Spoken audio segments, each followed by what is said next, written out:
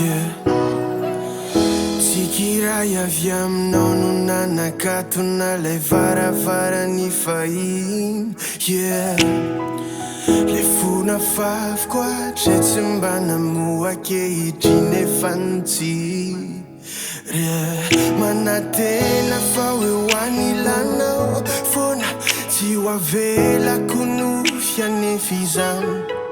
Mampanatena anao afa hitondra lay azava na zay no maniko anao raha hatrizay fitimiredareda toko saingy tsy mety may tsy mba mora miova loko no nampifandray oiray ka naoma magidy tandrifony lalako enao ny safidy mba izarako zay ao apoko naiza tsy ahita solo anao tiako anao tena avy amin'ny fo efianao mandramaty fa tsy osolo tsy mety ho le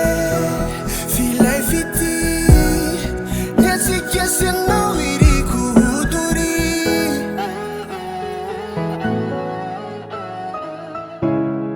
ny atsika sy anao iriko hodory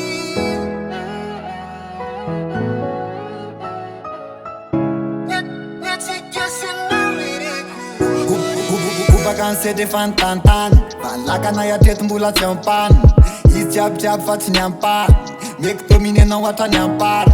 sa tsy tondranao anaty ansana fa nisy mariky eo amrantsana sy resaka taitairikina andrana tsika iarisedrany zay masana eo ataoko sinatura ny anaranao asinatrany anaty hira fa miavaka raha samby-bola hoe natura efa voasoratra fa tsy hoe